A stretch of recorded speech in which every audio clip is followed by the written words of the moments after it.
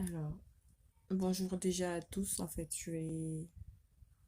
excusez-moi, hein, je suis un peu fatiguée, j'ai mal à la tête. J'ai tellement pleuré parce que moi, ça me fait vraiment mal. Ça me fait vraiment mal, la situation, ce qui se passe aujourd'hui. Nous sommes tous des parents. La plupart d'entre nous pensons plus à ces enfants qui sont à bas âge aujourd'hui. Aujourd'hui, c'est bien beau. Il y en a qui disent, oui, Arafat, machin, oh, il était... Mais quand il était vivant, moi, je suis ici en France, je vis à Dijon. J'ai vu des Ivoiriens cracher sur lui. C'est normal. Je vais vous dire une chose. Quand une personne change de comportement comme ça du jour au lendemain, c'est à cause des gens qui l'entouraient. C'est à cause de son entourage. S'il s'est senti délaissé, abandonné par ses amis-là, avec qui il était avant, c'est normal qu'il puisse être comme il a été. Moi, je ne l'ai jamais condamné pour ça. La plupart des choses qu'Arafat disait dans ses clashs était la vérité. Et ça, nous le savons tous. Moi, je suis pas ivoirienne, moi, je suis gabonaise. Mais je pleure DJ Arafat parce que cet homme-là m'a fait danser quand j'étais gamine. Il meurt à 33 ans. Moi, j'ai 29 ans. On a 4 ans d'écart. Il m'a fait danser. Même quand j'étais enceinte, en pleine contraction, j'ai dansé sur le son de DJ Arafat sur Jonathan. Tout le temps, quand je rentre du boulot ou quand je suis en week-end chez moi, j'écoute DJ Arafat. Le dernier son de DJ Arafat que j'ai écouté, c'est Moto Moto. Et il y a aussi eu le son avec NASA. Aujourd'hui, les gens, c'est bien beau. Vous êtes là, oui, vous êtes présents, oui, voilà. Mais moi, ce qui me fait mal, je pense à ces enfants. Qui va s'en occuper? On a tous vu ça dans les décès, où il y a des oncles, il y a des amis qui viennent dire, oui, voilà, ton père est décédé. Oh oui, ta mère est décédée, je vais m'occuper de toi. Moi-même, j'ai vécu ça. Mais aujourd'hui, on est où? Il y a certains de ces enfants-là qui ont dit, rien que pour l'amour de mon père ou pour l'amour de ma mère, je vais réussir. Et ils l'ont fait. Mais eux, ce sont des enfants, ils sont encore tout petits. Le petit Maël, encore, ça va, il est en France avec sa mère. Ici, pour lui, ça va aller. Mais la petite Afia, elle a 1 an. Elle n'a pas bien connu son père. Qui va aider Carmen? Je n'ai rien contre la mère d'Arafat, je ne peux pas parler contre elle parce que c'est une maman. Aujourd'hui, comment dirais-je, je ne sais même pas quel mot dire en fait. Tout ce qu'elle fait aujourd'hui, on appelle ça, c'est un traumatisme. Quand une femme n'a jamais perdu un enfant, c'est normal. C'est la première fois pour elle. Je vais aussi m'adresser à certaines personnes aujourd'hui qui vont venir critiquer, dire oui, tu viens parler de quoi, tu parles de choses qui ne te regardent pas, tu te fies à ce qu'on dit sur Internet. Moi, je ne me fie à rien du tout. Je ne me fie à rien du tout. Autant que nous sommes ici en France, nous avons tous trouvé.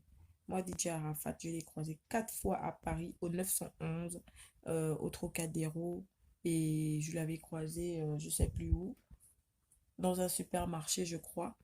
Il était avec son fils.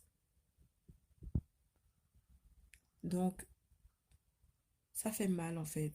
Quand tu vois une personne sur les vidéos et quand tu le vois de face, franchement, c'était pas une mauvaise personne.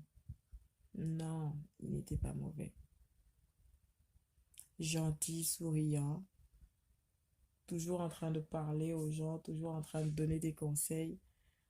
Après, voilà, chacun a son point de vue, chacun dit ce qu'il pense. Mais comme on le dit si bien, c'est quand la personne meurt, quand on reconnaît que la personne là était bonne. Mais quand la personne était vivante, oh oui, il énerve les gens, il est toujours là sur les réseaux sociaux, toi, toujours le buzz. Mais vous qui avez fait les clashs avec lui, vous ne... C'est, c'est pas aussi un buzz, ça. S'il cherchait le buzz, fallait le laisser dans son buzz, fallait pas répondre. Mais vous avez répondu parce que vous aussi, vous voulez le buzz. Donc, à un moment donné, il faut arrêter. Franchement, j'espère vraiment que tous les biens d'Arafat seront partagés équitablement pour ses 2 enfants, s'il vous plaît. Pour ses 2 enfants. Aujourd'hui, j'ai entendu comme quoi, oui, non, c'est pas sa femme, machin. Ah bon? Si on commence, nous, tout à faire ça, là, dire que oui, mariage à la coutume qu'on va faire dans nos pays, là-bas, et quand on arrive ici, on va nous dire que oui, non, tu es marié à la coutume, tu n'es pas la femme de notre fils. Mais pourquoi m'avoir exigé de faire ça? Quand votre fils était vivant, ah oui, hein, l'état civil, là, c'est rien, c'est la coutume qui compte.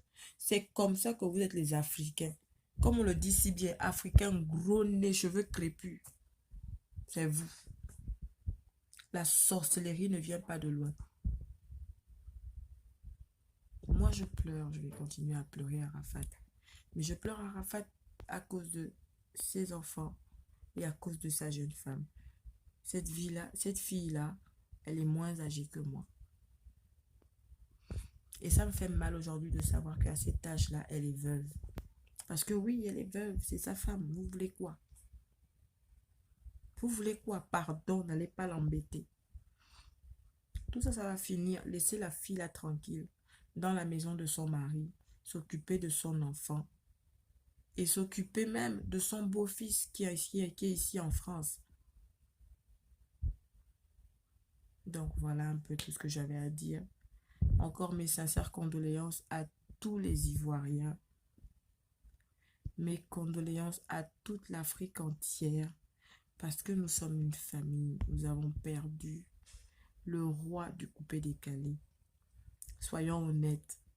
Arafat est parti. Le coupé-décalé est fini. Il faut dire la vérité. Il faut dire la vérité. Parce que là, je ne vois pas un des chanteurs du coupé-décalé là qui va venir monter comme il était en haut. Qui? Ouf, donnez-moi un nom. Qui? Des Bordeaux? Serge Beno? Qui ça? Donc voilà.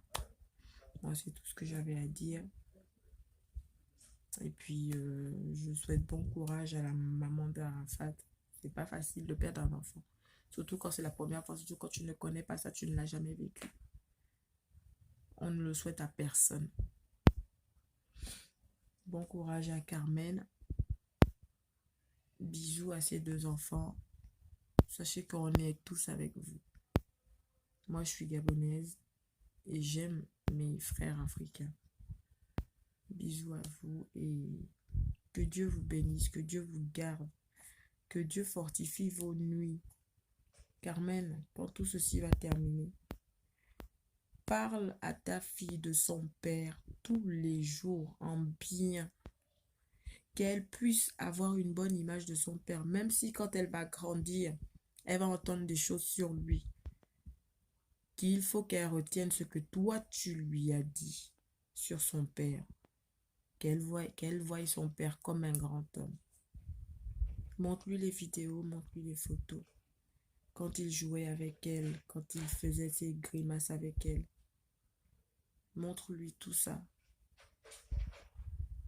Parce que le pauvre n'a pas pu profiter de sa petite fille. Il n'a pas pu profiter de ses 2 enfants. Alors moi, je te conseillerais de faire ça. Pleure, ça fait mal. Mais ne pleure jamais devant elle.